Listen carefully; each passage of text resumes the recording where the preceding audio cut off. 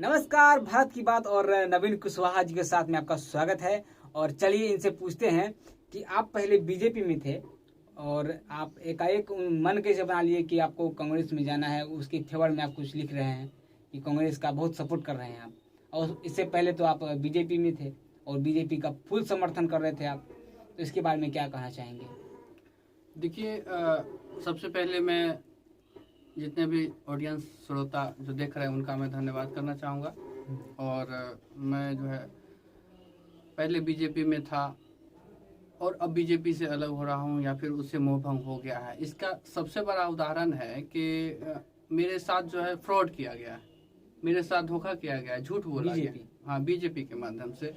और केवल मेरे साथ ही नहीं, मैं समझता हूं कि भारत के प्रत्येक जनता के साथ जो है उसको छल कर किया गया है, ठगा गया है।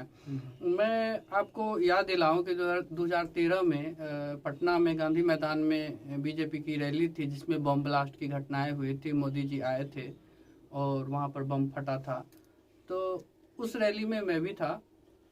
वहां पर जो है राजनाथ सिंह के द्वारा, जो अभी भारत के रक्षा मंत्री हैं, उनके द्वारा स्पष्ट रूप से खुले मन से जो है इस बात की घोषणा की गई थी कि बिहार के विकास के लिए 50,000 करोड़ का विशेष पैकेज दिया जाएगा। ऐसा खुले मन से उन्होंने कहा था। आज तक तो नहीं दिया गया, ठग लिया गया। जुमलेबाजी इसको, हाँ, जुमलेबाजी इसको कहते हैं। तो मैं ये कहना चाहता हूं कि, और केवल यही नहीं, मैं आपको ये कहना चाहता हूं कि मोदी जी को ले लीजिए। उन्होंने क्या कहा? खाते में 15 लाख आएंगे, अच्छे दिन आ रहे हैं। तो खाते में तो 15 लाख आए नहीं, अच्छे दिन भी नहीं आए, इनके 50,000 करोड़ का क्या हुआ? मतलब एक जो है फ्रॉड कंपनी हम समझते हैं, फ्रॉड पार्टी समझते हैं इसको, कि जो है हमेशा जो है पब्लिक को बेवकूफ बना करके और ये अपने जो है सत्ता में बने रहने का उपाय सोचते हैं। और ऐसा मतलब किसी तरह से जबरदस्ती किसी ठग के मैनेज करके किसी तरह से सरकार बना लेते हैं, तो मैं इसका विरोध करता हूं। और जो है पहले क्या कहा जाता था? अच्छे दिन आ रहे हैं, अच्छे दिन आ रहे हैं। क्या इसी को अच्छे दिन कहते हैं? जब 100 रुपये 105 रुपये पेट्रोल खरीदिए और 100 रुपये डीजल खरीदिए, सारी चीजें महंगी हो गई, इतनी महंगी हो गई। मैं समझता हूँ कि 2014 की अपेक्षा अब दुगना हो गया है। अब देखिए, एक सिंपल गैस सिलेंडर का उदाहरण हम ले लें तो उस समय 400-450 का गैस सिलेंडर आता था, जबकि आज 1,000 का आता है। तो आप ये महंगाई को देख लीजिए, कितना हो गया? दुगना हो गया। कांग्रेस ने 60 साल में जो नहीं किया वो 7 साल में ऐसा कर दिया कि अब जो है सो मतलब मुक्ति चाहिए बीजेपी से। और केवल मुझे ही नहीं, भारत के प्रत्येक जनता को मुक्ति चाहिए। अब देख लीजिए, 2014 में सबसे ज्यादा बीजेपी को हाथों हाथ लेने वाला युवा है, और उन युवाओं के साथ क्या हुआ? रेलवे में नौकरी का खिलवाड़ हो गया। कहीं भी जो है नौकरी नहीं है, किसी को रोजगार नहीं है। आज देखिए कि भारत की और बिहार की जनता जो है नेपाल से, रूस से, चाइना से डॉक्टरी की डिग्री लाते हैं। उनके लिए अगर मान लीजिए कि मेडिकल कॉलेजेस हो, इंजीनियरिंग कॉलेज हो, तो ये लोग विदेश क्यों जाएंगे? ये अपना सारा धन विदेश में क्यों दे देंगे? तो इस तरह से मैं समझता हूं कि हर एक मोर्चे पर बीजेपी फेल हुई है। अब तो समझते हैं कि कुछ जो है बीजेपी के बड़े बड़े लीडर जो हैं, सो अब इंटरव्यू में जाते हैं और इनको जब जवाब नहीं सूझता है तो एकदम चिल्लाना चालू कर देते हैं, ताकि उचित बात जो है अगले को सुनाई नहीं दे। तो हाँ, और जैसे मैं फील करता हूँ कि 1947 से पहले भारत आर्थिक गुलाम था, जिसमें लोगों को पैसा नहीं था, लोगों के पास भोजन, रोटी, कपड़ा, मकान नहीं था। लेकिन अब क्या है? मानसिक गुलामी है।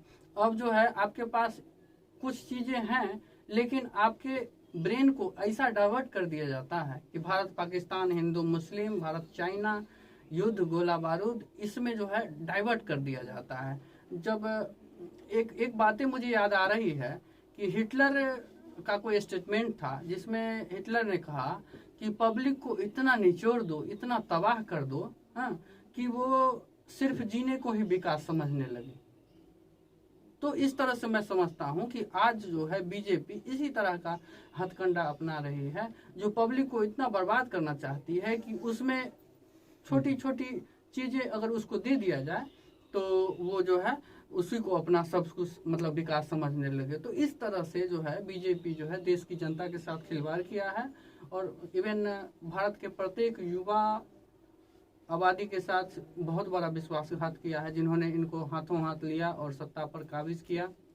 दूसरी बार तो ये छल करके आ गए, लेकिन पहली बार की बात करूं तो वास्तविक बात है, वास्तविक रूप से सच्चाई है कि युवाओं ने इनको सपोर्ट किया था। लेकिन मैं अब कहीं से भी बीजेपी को भारत की बात और भारत की जनता के परिप्रेक्ष्य में, सापेक्ष में, हित में, फेवर में मैं कहीं से भी बीजेपी को उचित नहीं पाता हूं कि वो सत्ता में रहे।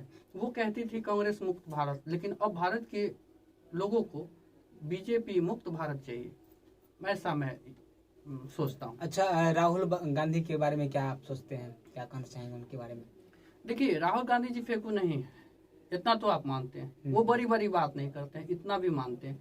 उन्होंने जो भी कहा है उसको पूरा करने का भरसक प्रयास करते हैं। और मैं समझता हूँ कि भारत के जो भी लीडर हो, जो भी अगले प्रधानमंत्री हो, वो फेंकू नहीं होने चाहिए, बात नहीं बनाना चाहिए, 8,500 करोड़ का एरोप्लेन पर उड़ने वाला नहीं होना चाहिए, लेकिन गरीब की जनता के साथ खड़ा होने वाला चाहिए। भारत केवल कॉरपोरेट से नहीं, भारत का मतलब है गरीब, पिछड़ा, दबा कुचला जो भी जनसंख्या है, उससे भारत का निर्माण होता है। और इवन हम समझते हैं कि 85% पॉपुलेशन आज भी भारत का यही है, दबा कुचला, पिछड़ा। तो अगर हम 85% को, पॉपुलेशन को के हित की बात करेंगे, तभी हम भारत की बात कर सकते हैं, तभी हम राष्ट्र निर्माण की बात कर सकते हैं। तो मैं समझता हूँ कि राहुल गांधी जी विदेश से पढ़े लिखे और नेक लोग हैं, ज़्यादा बात नहीं बनाते हैं, लेकिन काम बहुत बेहतरीन करेंगे और करते हैं। ऐसा मैं मानता हूँ कि वो भारत के प्रधानमंत्री बनने लायक योग्य व्यक्ति हैं। अच्छा, और कन्हैया कुमार जो अपने बेगूसराय के हैं, उनके बारे में क्या कहना चाहेंगे आप? देखिए, कन्हैया कुमार हो गए, राहुल जी हो गए, और डॉक्टर मनमोहन सिंह जो भारत के प्रधानमंत्री रह चुके हैं, इन जैसे लोगों की जरूरत भारत में है, जो पढ़ा लिखा हो, जो भारत की जनता और गरीबों की बात करे। मैं समझता हूँ कि कन्हैया कुमार जैसा मतलब कन्हैया कुमार जिस परिस्थिति से निकले हैं, वैसा मैं नहीं समझता हूँ कि किसी के साथ भी साधारणतः होता होगा। वो बहुत मेहनती लोग हैं, बहुत पढ़े लिखे, इवन डॉक्टर भी हैं।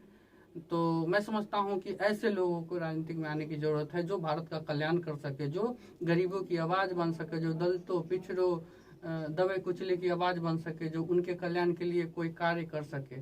तो मैं समझता हूँ कि अब जो है, चूंकि बीजेपी ने तो छला है, तो अब उसको ये करने के लिए, काउंटर करने के लिए जो है, कांग्रेस का माने मेन फ्रंट पे आना बहुत जरूरी है। और कांग्रेस से सभी युवाओं का जुड़ना बहुत जरूरी है, ताकि बीजेपी को कंट्रोल किया जा सके। बीजेपी ने जो ठगा है, छला है, जो दगाबाजी किया है, उसको उचित जवाब और माकूल जवाब दिया जा सके। और लेकिन देश की मीडिया तो कह रही है कि बीजेपी अच्छी है। देखिए, भारत का मतलब लोकतंत्र का चौथा स्तंभ मीडिया को कहा गया है। आप ऐसा मानते हैं? मैं समझता हूँ एनडीटीवी एक टीवी चैनल है जिसको मैं भी देखता हूँ, और उसको छोड़ करके जितनी सारी जो न्यूज़ चैनल है, वो इस तरह से बीजेपी को प्रमोट करता है, इस तरह से उनकी बात को रखता है कि लगता है कि नहीं, वो बहुत अच्छा कर रहे हैं। लेकिन अगर धरातल पर देखा जाए तो आज आप अपना पैसा निकालने के लिए 10 किलोमीटर, 12 किलोमीटर चक्कर लगाते हैं। 12 किलोमीटर चक्कर लगाने के बाद भी आपका अपना पैसा एटीएम से निकल जाए, इसकी कोई गारंटी नहीं है। मैं अब एक सिंपल उदाहरण देके कहना चाहता हूँ कि 12 किलोमीटर आप अपना पैसा निकालने के लिए मोटरसाइकिल चलाए, 20 से 25 रुपया का उसमें तेल जल गया, 20 रुपये का तेल जला तो 8 रुपया तो समझिए केंद्र सरकार ले लिया आपसे टैक्स के रूप में, और 12 रुपया तेल का कीमत हुआ। तो 8 रुपया मतलब अपना पैसा आप निकालना चाहते हैं, उसमें आप 8 रुपया मोदी जी को टैक्स दे रहे हैं। हाँ, तो ये कैसा लोकतंत्र हम दे रहे हैं पब्लिक को?